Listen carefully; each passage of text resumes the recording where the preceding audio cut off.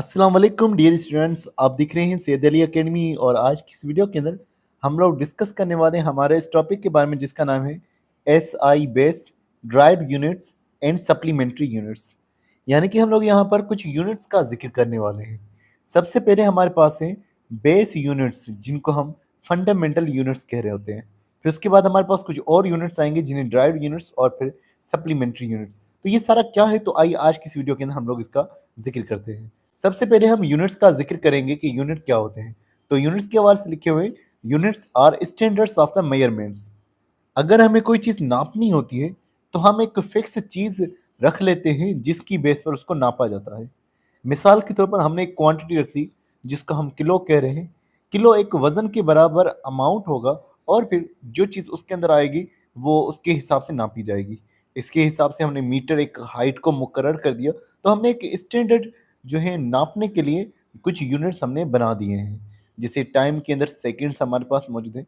तो अब ये जो हमारे पास यूनिट्स हैं, ये हमारे पास फिजिकल क्वांटिटीज़ को ज़ाहिर करने के लिए होते हैं। अब ये फिजिकल क्वांटिटीज़ कौन सी है, जैसे कि हमारे पास है लेंथ, मास, टाइम, टेम्परेचर, इलेक्ट्रिक करंट और उसके अलावा कुछ और भी हमारे पास होती हैं जिनको यहाँ पर आगे डिस्कस किया गया है।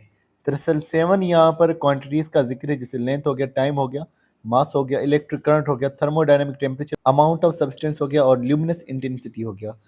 अब यहाँ पर आपको इसकी यूनिट्स भी देखने को मिल रही है, जैसे लेंथ का यूनिट है मीटर, टाइम का यूनिट है सेकंड, मास का यूनिट है किलोग्राम, इलेक्ट्रिक करंट का है एम्पियर, टेम्परेचर के लिए है केल्विन और अमाउंट ऑफ सब्सटेंस के लिए मोल मौजूद है और उसके अलावा ल्यूमिनस इंटेंसिटी के लिए जो है वो कैंडेला मौजूद है। इनके यहाँ पर एब्रीवेशन भी यहाँ पर मौजूद है।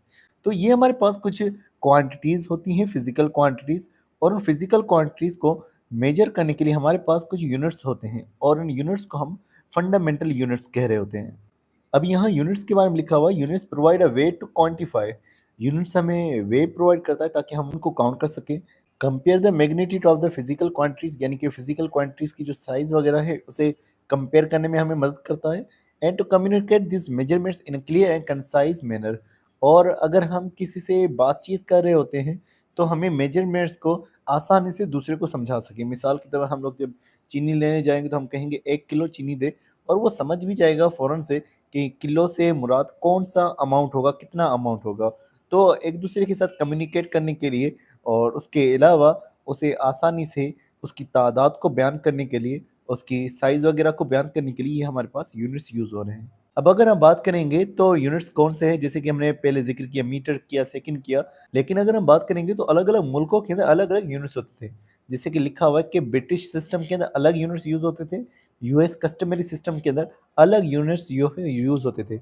उसके अलावा हमारे रीजन्स के अंदर अलग यूनिट्स यूज़ होते थे। जैसे कि ब्रिटिश सिस्टम के अंदर मास के लिए जो यूनिट यूज़ होता था वो पाउंड यूज़ होता था। आज भी अगर आप केक वगैरह लेने जाते हैं तो आप पाउंड का लफ्ज़ जो है वहाँ पर इस्तेमाल करते हैं।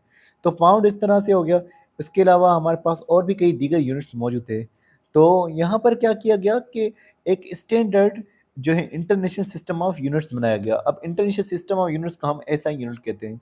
एक इंटरनेशनल सिस्टम हमारे पास बनाया गया कि सारी दुनिया के अंदर जो है उसी स्टैंडर्डाइज्ड सिस्टम के अंदर, उस खास सिस्टम के अंदर उन फिजिकल क्वांटिटीज़ को मेजर किया जाएगा। और ये फिक्स कर दिए गए कि अब लेंथ का जब भी ज़िक्र होगा तो मीटर्स के अंदर होगा, टाइम का जब भी ज़िक्र होगा तो सेकंड्स के अंदर होगा। और इसके अलावा अगर हम मास का जब भी ज़िक्र करेंगे तो हम इसको किलोग्राम्स के अंदर होगा। तो ये हमारे पास एक सिस्टम तय किया गया और इसी को हम एसआई यूनिट सिस्टम भी कह रहे होते हैं। तो अब हम इसी एसआई बेस यूनिट्स का जिक्र करते हैं। तो ये हमारे पास इंटरनेशनल सिस्टम ऑफ यूनिट होता है और इस सिस्टम के तहत जो यूनिट्स मेजरमेंट के लिए यूज़ किए गए हैं वो इंटरनेशनली तौर पर जो है एडाप्टेड है, यानी पूरी दुनिया उनको तस्लीम करती है। और ये जो सिस्टम होता है ये साइंटिफिक के यूज़ के लिए होता है, इंजीनियरिंग के लिए और टेक्नोलॉजी के लिए भी यूज़ हो रहा होता है एसआई यूनिट का सिस्टम। और ये जो हमारे पास एसआई बेस यूनिट मौजूद है, ये एक तरह का कंसिस्टेंस और स्टैंडर्ड वे है चीज़ों को मेयर करने के लिए। कंसिस्टेंस से मुराद यही है कि हमेशा जो है ये सेम रहेगा और उसके अलावा ये एक स्टैंडर्डाइज़ करके बना दिया गया है ताकि पूरी दुनिया में इसी को पहचाना जाए। और यही बात लिखी हुई है कि हमारे पास 7 बेस यूनिट्स मौजूद होते हैं, 7 फंडामेंटल यूनिट्स हमारे पास मौजूद हैं। वो कौन-कौन से हैं, जैसे कि मीटर जो है वो लेंथ के लिए हो गया, किलोग्राम जो है वो मास के लिए हो गया, सेकंड टाइम के लिए हो गया, मोल जो है किसी भी अमाउंट ऑफ सब्सटेंस के लिए हो गया, केल्विन टेम्परेचर के लिए हो गया और एम्पियर जो है इलेक्ट्रिक करंट के लिए और कैंडेला ल्यूमिनस इंटेंसिटी के लिए हो गया। तो ये हमारे पास 7 फिजिकल क्वांटिटीज़ है और इनके लिए 7 बेस यूनिट्स, 7 फंडामेंटल यूनिट्स हमारे पास मौजूद हैं। अभी यहाँ पर लिखा हुआ है these base units are used to define other units of measurements. कभी कभार हमारे पास क्या होता है कि दो फंडामेंटल यूनिट्स को हम जोड़ करके एक और जो है चीज़ को बयान कर रहे होते हैं, एक और मेजरमेंट को हम लोग नाप रहे होते हैं। जैसे कि अगर हम फोर्स की बात करते हैं तो फोर्स के लिए हम एक यूनिट यूज़ करते हैं जो कि होता है न्यूटन। न्यूटन होता है मीटर पर सेकंड स्क्वायर। उसके अलावा एक हम प्रेशर के लिए यूनिट यूज़ कर रहे होते हैं जो कि होता है पास्कल।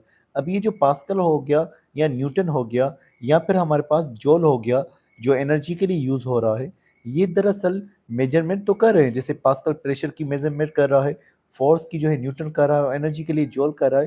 दरअसल ये ड्राइव्ड यूनिट होते हैं और ड्राइव्ड यूनिट का मतलब होता है कि ये हम लोग खुद से बनाते हैं, खुद की कैलकुलेशन के तहत बनाते हैं और इसके अंदर हम लोग इन्हीं फंडामेंटल यूनिट्स को दूसरे यूनिट के साथ जोड़ते हैं।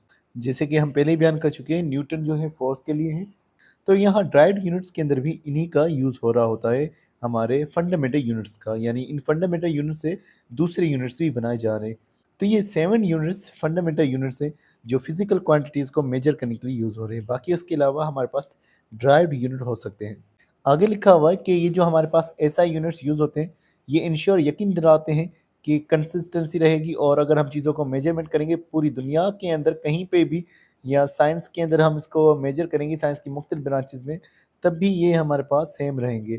ऐसा नहीं होगा कि अगर हम मिसाल के तौर पर किलोग्राम में कोई चीज़ मेजर कर रहे हैं और दूसरी जगह पे कोई पाउंड में चीज़ मेजर कर रहा है तो फ़र्क आ जाता अगर इस तरह से होता सिस्टम तो। या फिर वो किसी और अमाउंट में उसको मेजर कर रहा होता, मिसाल पाव के अंदर मेजर कर रहा है, तो ये जो है हमारे पास एक अलग सा डिफरेंस आ जाता उसके अमाउंट के अंदर। लेकिन इस एसआई यूनिट की वजह से एक ही अमाउंट मुकर्रर कर दिया गया है और एक ही सिस्टम के तहत ये चीज़ों को नापने के लिए आसानी हो रही है। आगे लिखा हुआ it also enable scientist and engineers to work together and communicate more effectively. ये साइंटिस्ट और इंजीनियर्स को इस बात के लिए बावर कराता है कि वो साथ में मिलकर काम कर सके और आसानी से कम्युनिकेट कर सके। यानी कि अगर हमारे पास कोई इंजीनियर मौजूद है, वो जब भी अपनी लेंथ को डिफाइन कर रहा होगा वो मीटर के अंदर ही डिफाइन कर रहा होता, वो इंचेस और फुट के अंदर उसे नाप नहीं रहा होगा।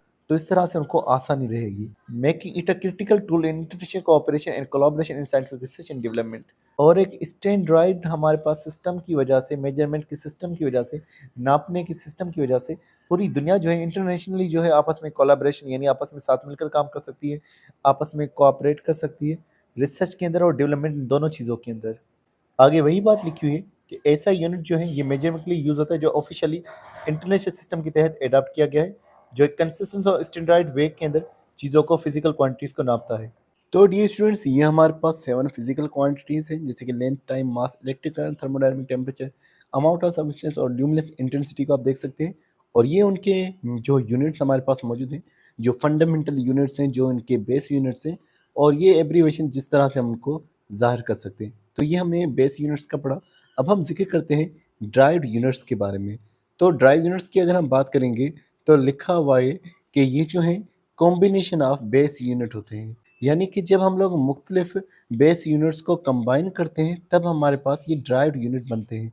लाज़मी बात है इसके अंदर कैलकुलेशंस शामिल होती हैं।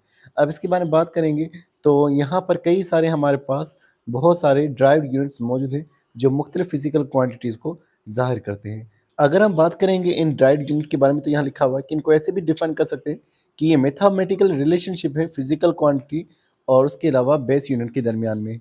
यानी कि अगर हमारे पास एक क्वांटिटी मौजूद है जैसे कि हमारे पास एक फोर्स मौजूद है, अब इसके अंदर जो यूनिट्स होंगे उनका आपस में ताल्लुक है। अब जैसे कि अगर हम बात करते हैं फोर्स के बारे में, इसका यूनिट जो है वो न्यूटन होता है। लेकिन ये जो न्यूटन है ये असल में एक ड्राइव्ड यूनिट है। न्यूटन के अंदर कुछ और यूनिट्स मौजूद होंगे जो कि बेस यूनिट्स होंगे। अब वो 3 मुख्तलिफ बेस यूनिट्स हैं, एक तो किलोग्राम, दूसरा मीटर और उसके अलावा सेकंड स्क्वायर। उसके अलावा कुछ और हमारे पास एसआई यूनिट्स मौजूद हैं जैसे कि पास्कल है वो प्रेशर के लिए यूज़ होता है। उसके अलावा जॉल जो है वो एनर्जी के लिए और वाट जो है वो पावर के लिए। अब अगर हम इनको मज़ीद देखेंगे तो यहाँ आप प्रेशर का यूनिट पास्कल देख सकते हैं, पीए से इसको ज़ाहिर किया जा सकता है और इसके अंदर न्यूटन पर मीटर स्क्वायर इसका जो है ये हमारे पास ड्राइव्ड यूनिट इस तरह से ये बनता है। अगर हम एनर्जी या वर्क की बात करें तो इसका जो यूनिट होता है वो जूल होता है, जिसको जे से ज़ाहिर किया जा रहा है, कैपिटल जे से। और इसके अंदर जो है न्यूटन इंटू मीटर ये जो है इसका यूनिट होता है और इसको जो है हम किलोग्राम मीटर स्क्वायर पर सेकंड स्क्वायर के तौर पर ज़ाहिर करते हैं। पावर की बात करें तो पावर का वॉट होगा और डब्ल्यू कैपिटल से ज़ाहिर करें, इसको हम जॉल पर सेकंड कहते हैं और उसको जो है हम किलोग्राम मीटर स्क्वायर पर सेकंड क्यूब के तौर पर हम ज़ाहिर करते हैं। इलेक्ट्रिक रेजिस्टेंस की बात करें तो उसका यूनिट ओहम होगा और ओमेगा जो है ये इसका साइन है और इसका जो प्रोडक्ट होता है वो वोल्ट इंटू एम्पेयर होता है और ये आप इसका एसआई बेस यूनिट्स इसके अंदर मौजूद देख सकते हैं। कैपेसिटेंस की बात करें तो उसका यूनिट फराड होता है, एफ कैपिटल से ज़ाहिर करें और कॉलम इंटू वी जो है ये इसका प्रोडक्ट बनता है और उसके अलावा ये जो है इसके अंदर मौजूद एसआई बेस यूनिट्स हैं जो आप देख सकते हैं। अब यहाँ पर वही बात आ गई कि ड्राइव यूनिट का भी काम ये है कि सिंप्लीफाई और स्टैंडर्ड करें फिजिकल क्वांटिटीज़ को और इसे साइंटिस्ट और इंजीनियर्स के लिए आसान बनाएं ताकि वो आपस में बात कर सकें इस हवाले से, इन क्वांटिटीज़ के हवाले से और जो है आगे काम भी कर सकें। और उसके अलावा ड्राइव यूनिट्स जो हैं ये मल्टीप्लिकेशन या डिवीजन ऑफ बेस यूनिट से हासिल होते हैं। बेस यूनिट्स को जोड़ा जाएगा, अब उस जोड़ने के दौरान वो डिवाइड भी किए जा सकते हैं और आपस में मल्टीप्लाई भी किए जा सकते हैं। फंडामेंटल यूनिट्स जो हैं हमारे पास, जो बुनियादी 7 यूनिट्स हैं, उन्हीं में से आगे निकाल करके हम डिराइव्ड यूनिट हासिल कर रहे हैं। अब हम यहाँ बात करें मिसाल के तौर पर जैसे फ़ोर्स की बात हो रही है, इसका यूनिट जो है वो न्यूटन होता है, लेकिन 1 न्यूटन कितना होगा 1 मीटर इंटू किलोग्राम पर सेकंड स्क्वायर। तो इससे यहाँ पर ये बात ज़ाहिर हो रही कि इस न्यूटन के अंदर एक तो मीटर मौजूद है, किलोग्राम और सेकंड मौजूद है, तो यानी ये मीटर और किलोग्राम की मल्टीप्लिकेशन और सेकंड के स्क्वायर की डिवीजन से ये जो न्यूटन है हमारे पास हासिल हुआ है। तो डियर स्टूडेंट्स आज के लिए बस इतना था। नेक्स्ट वीडियो के अंदर नेक्स्ट टॉपिक यानी स्टेशनरी यूनिट्स का जिक्र करेंगे। तो मिलते हैं नेक्स्ट वीडियो में, तब तक बहुत सारा ख्याल रखिएगा। अस्सलाम वालेकुम।